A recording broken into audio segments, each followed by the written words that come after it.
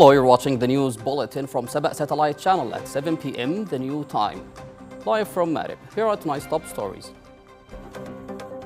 President Al-Alimi urges unified front against Houthi escalation. Backs new Saudi-led maritime coalition. Yemen welcomes Gaza peace plan. Backs regional efforts for a permanent ceasefire.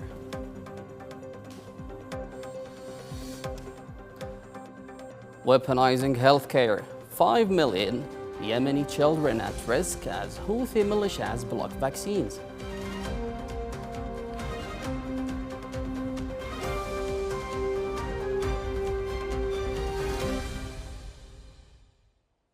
Welcome back. In international diplomacy, Yemen has officially marked Switzerland's National Day, signaling a continued commitment to robust bilateral relations.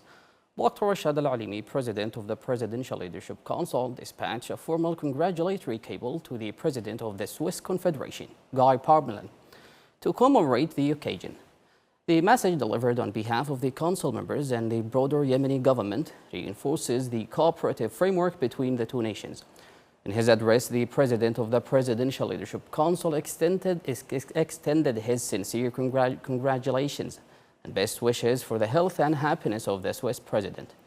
He further emphasized the strategic desire for the continued progress and prosperity of the Swiss people, highlighting a mutual interest in seeing the diplomatic and cooperative ties between the two friendly nations continue to expand and develop.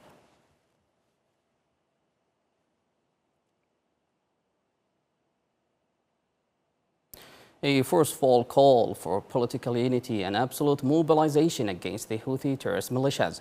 The president of the Presidential Leadership Council, Dr. Rashad Al-Alimi, convened a high-level summit with the Consultation and Reconciliation Commission, alongside the heads of Yemen's major political parties. The agenda, confronting the ongoing Houthi escalation and securing the nation's internal front. During the briefing, President Al-Alimi warned that the Iranian-backed Houthi militias are actively gambling with the fate of the Yemeni people. He stated that recent escalations prove the group is operating entirely on foreign agendas, relying on violence and blackmail to extract illegal concessions. The president firmly rejected these tactics, briefing the political leaders on the government's strict measures to safeguard national sovereignty. Concerning regional security, President Al-Alimi heavily praised the strategic role of Saudi Arabia. He highlighted the newly announced Saudi-led multinational naval defense coalition. Al-Alimi framed the coalition as a highly significant strategic move to ensure collective security, protect freedom of navigation, secure vital sea lanes, including the Red Sea, the Gulf of Aden, and the Bab el-Mandeb Strait. He noted that this initiative reflects a growing international consensus that maritime security is a shared global responsibility. On the domestic affair, the president issued a direct challenge to Yemen's political factions. He stressed that the current critical phase requires absolute responsibility. He urged political parties to reclaim their national role in mobilizing and enlightening the public, declaring that the battle to restore state institutions cannot fall on the military alone. It must become the cause of the entire society. Al-Alimi concluded with a resolute message, stating that the Yemeni public is now more aware than ever that their true battle is against a constructive cross-border project that has hijacked the state and impoverished its people. Yemen and Egypt are intensifying diplomatic coordination to secure vital maritime routes. In a phone call today, Foreign Minister Dr. Afrah al-Zuba and her Egyptian counterpart Dr. Badr Abdelati discussed countering escalating regional threats. During the briefing, Minister al-Zuba strongly condemned the recent drone attack on Egyptian oil vessels at the port of Damiat, expressing Yemen's absolute solidarity with Cairo's national security measures. Turning to the Red Sea, al-Zuba warned that the Houthi militia attacks on international shipping are not merely a local crisis. They represent a direct, calculated threat to the national security and stability of all Arab states. In response, Minister Abdulati formally congratulated SABA on her appointment and reaffirmed Egypt's unwavering support for the President of the Presidential Leadership Council back in Yemen's unity, sovereignty, and ongoing efforts to end the humanitarian crisis.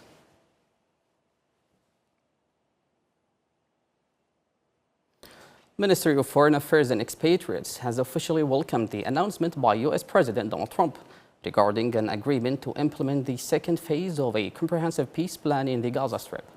In a statement addressing the diplomatic breakthrough, the ministry commended the initiative mediation efforts derived by Saudi Arabia, Egypt, Qatar, and Turkey. Officials highlighted this multilateral consensus as a pivotal step toward ending this severe humanitarian crisis facing the Palestinian people. The Yemeni government affirmed its absolute support for the agreement's execution, stating it must secure a permanent ceasefire and the complete withdrawal of Israeli forces from Gaza. Strategically, the ministry emphasized the critical need for an unhindered flow of humanitarian aid. It also strongly backed imminent reconstruction initiatives and the empowerment of the Palestinian Authority, enabling it to assume its national responsibilities on the ground. Concluding the statement, the Foreign Ministry reiterated Yemen's unwavering diplomatic doctrine, steadfast support for the legitimate rights of the Palestinian people. The ministry stated unequivocally that the establishment of an independent, full sovereign Palestinian state on 1967 borders, with East Jerusalem as its capital, remains the fundamental prerequisite for achieving a just, comprehensive, and lasting regional peace.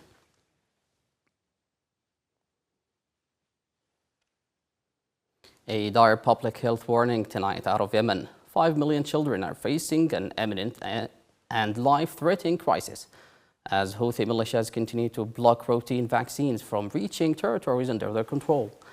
In a stark statement released today, Ministry of Public Health accused the Houthis of weaponizing healthcare, effectively turning childhood immunization into a political bargaining chip.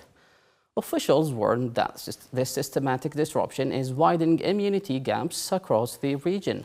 The immediate threat, a catastrophic resurgence of preventable deadly diseases including polio, measles, diphtheria, and whooping cough. According to the ministry, this is not a supply chain failure. Vaccines allocated for Houthi-controlled areas are fully stocked and available through international partners. The bottleneck is entirely operational. Houthi authorities have imposed severe restrictions on medical teams, halted vaccination campaigns, and directly interfered with humanitarian operations. The recent detention of several UN and international aid workers has further paralyzed the disruption network, forcing the suspension of critical health services. The Yemeni government is now calling for urgent international intervention. They are demanding safe, unconditional access for health workers to targeted communities, and they are reiterating their readiness to work alongside the WHO, UNICEF, and Gavi to guarantee that vaccines reach beneficiaries safely and free of charge.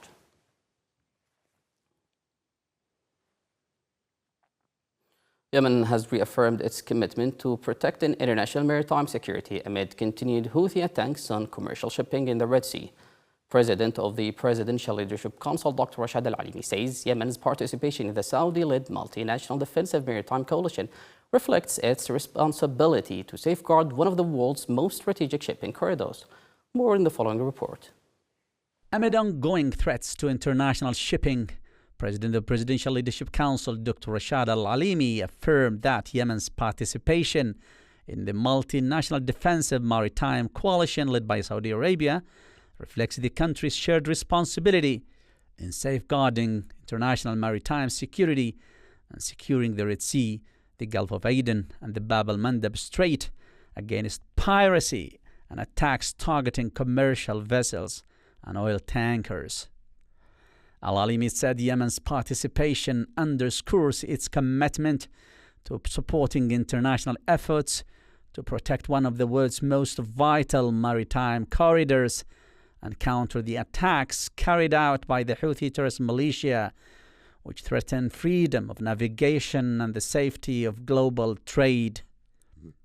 The president of the Presidential Leadership Council welcomed the announcement of the coalition's establishment, describing it as a strategic step towards strengthening collective security, reinforcing regional and international cooperation, and protecting shared interests.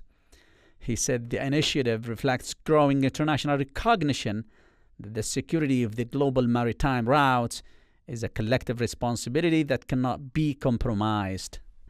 The coalition aims to safeguard the movement of commercial vessels and oil tankers while combating piracy and maritime threats posed by the terrorist militia, foremost among them the Houthi terrorist militia. It's also expected to enhance military and security coordination among participating countries, contributing to the protection of freedom of navigation in accordance with international laws and conventions. Yemen's participation carries particular significance due to its strategic location overlooking the Red Sea, the Gulf of Aden, and the Bab el-Mandeb Strait, one of the world's most important maritime trade routes. The stability and security of Yemen's coastline remain an essential component of regional and global maritime security. That was the news bulletin from SABA satellite channel from Marib. Thank you for watching. Have a good time.